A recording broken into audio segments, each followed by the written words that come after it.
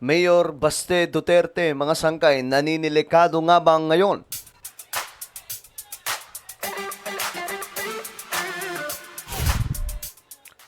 Okay, pag-usapan po natin itong matinding usapin tungkol po dito sa mga pagbabanta ni Mayor Baste Duterte na ngayon ay tinututukan na po ng NBI.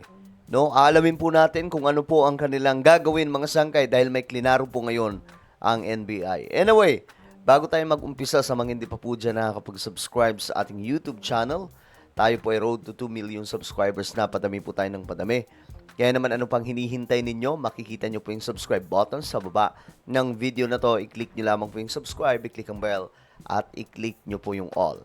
Sa mga nanonood po sa Facebook, i-follow nyo po yung ating Facebook page. Okay, mga sangkay, so ito nga po ang ganap. Ngayon, si Mayor Baste Duterte ay mukhang naninilikado, mga sangkay, no? Ito yung pahayag nakaraan, mga sangkay, nakaraang araw ng NBI. Tungkol po sa pahayag ni Baste na ulo lamang po ni PBBM ang kailangan nila. So, medyo maano yun, mga sangkay, medyo delikadong pahayag yun. Well, yung mga ganyang bagay, sasabihin na naman, metaphor or what, but as our mandate, we always mindful of the security of our president at babantayan natin yan at kailangan natin sigurong imbestigahan ng mas maayos. Okay, so ayun na nga po, iimbestigahan po o iniimbestigahan na po ngayon si Mayor Baste Duterte kung ano po yung klaseng pahayag niya. Dahil nagiging normal po yan ngayon, ano? Nagiging normal po yung mga ganyang klaseng pagbabanta sa kahit na kaninong tao at ang masama pa po dito, mga opisyal, I'm not just talking about Baste Duterte, but marami po kasing opisyal ang gumagawa ng ganyang klaseng mga pahayag, mga sangkay na mga pananakot. Pero ito kasi, national na po ang pinagbabantaan. Para malaman natin kung ano talaga ang intensyon. Sapagkat sa nakikita ko ngayon, parang paulit-ulit, nanggagaling sa kanilang pamilya. Noon si Vice President Sara, ngayon si Basti naman, ang sinasabi lagi, yung ulo lagi ng presidente yung binabanggit nila. Ayan, mga sangkay, ulo ni PBBM. So kung narinig nyo po yung pahayag na yan, mga sangkay, medyo ma-off ka rin po talaga. Kailangan din po talagang, kumbaga, imbestigahan ito para magkaalaman, mga sangkay, kung ano po talaga yung purpose. Bakit may mga ganitong klaseng pahayag? Bakit tila baga hindi dapat ito baliwalain ng otoridad, mga sangkay? Biruin nyo, sa harap po yun ng mga taga-suporta, sinabi pong ulo lang ang kailangan. Ako, mga sangkay, ulitin ko lang. Wala naman po akong problema. No, sa mga Duterte, mga sangkay, hindi naman po tayo tulad ng iba na talagang sagad-sagad po yung pagiging anti-Duterte. Sa totoo lang, tayo naman po ay taga-suporta ng mga Duterte. Lalong-lalo na po nung panahon po ni PRRD. Nakita nyo naman mga sangkay yung mga vlog po natin. Pero ito kasi, ngayon, pinipilit po nilang gayahin si PRRD, si Tatay Digong.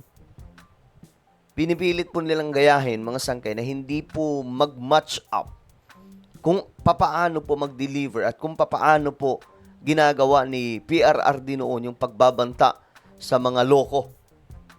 Ito ngayon, mga sangkay, parang pabibo po yung datingan, pero ewan ko kung patok po yan sa inyo, mga sangkay, na ganong klase po ang ginagawa kasi parang ang effect po nito baliktad eh. Kita nyo ngayon yung sa survey, si PBBM po ay umaangat na at si VP Sara ay pababa naman, mga sangkay. So medyo delikado yun dahil wala pa pong 2028, ganun na po ang nangyayari.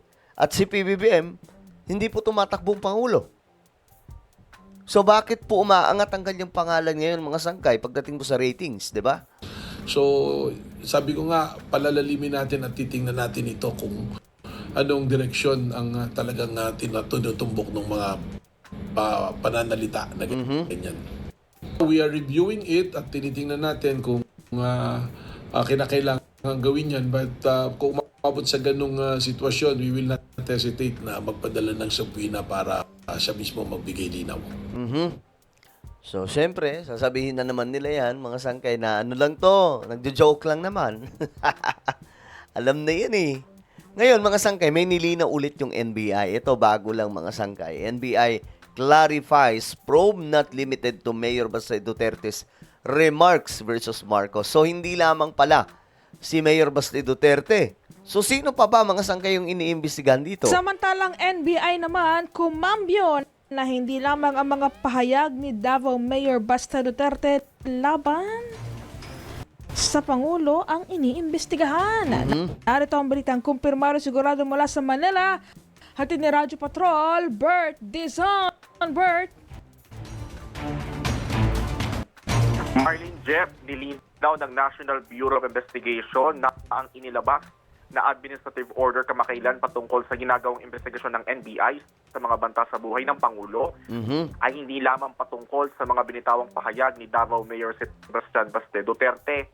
So, ano pa kaya mga sangkay, no? Ang NBI Director Melvin Matibag, nagkataon lamang na ang paglalabas ng nasabing administrative order ay naging kasabay ng pagbibitaw ng pahayag ni Mayor Baste laban sa Pangulo sa launching ng Rage Coalition noong April 12. Dagdag pa ni Matibag, ang nasabing AO ay para sa lahat na naglalabas ng pahayag na may direktang banta sa buhay ng Pangulo, First Family at sa mga opisyal ng pamahalaan. Directed to everybody to issue statement that somehow threaten or somehow give some threat to the First Family, to their government. So sa lahat yan, ano? So sa lahat ng mga sangkay, hindi lamang pala kay Baste Duterte, no, kundi lahat po ng mga nagbibitaw ng mga delikadong pahayag against the president, mga sangkay, iniimbestigahan na at bawal po yan, mga sangkay. Presidente po yan ng Pilipinas, babantaan. Ang matindi po dito, kapag nakasuhan o di kaya naaresto, sasabihin, nagmamartial law na, diktador na. 'Di ba? Pero may mga ginagawa namang hindi po maganda, 'di ba? Diin pa ni Matibag, kung pasok sa nasabing administrative order ang naging pahayag ng alkalde laban sa Pangulo, ay pagpapaliwanagin ito ng NBI. Tinitignan din ng NBI ang mga individual at social media pages na naglalabas ng pahayag na may banta sa buhay ng Pangulo. Naku, maraming ganyan mga mga page, social media page like Facebook. Madami po diyan mga sangkay gumagawa po ng mga pagbabanta sa presidente. Na kanila itong iimbestigahan. Pero sana may masampulan na. Kasi pag puro tayo imbestiga, wala naman pong nasasampulan. Wala din.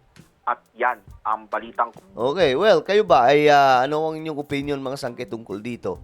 Iniimbestigahan na po ngayon si Baste ng NBI, syempre kasama po yung mga sangkot dito kung sino-sino pa man. Alright, ano po ang inyong opinion? Comment down below. Meron tayong YouTube channel. Ito po ay Sangkay Revelation. Hanapin nyo po ito sa YouTube ngayon din. Kapag nakita nyo na, i-click nyo po yung subscribe, i-click ang bell, at i-click nyo po yung all. Ako na po ay magpapaalam. Mag-iingat pong lahat. God bless everyone.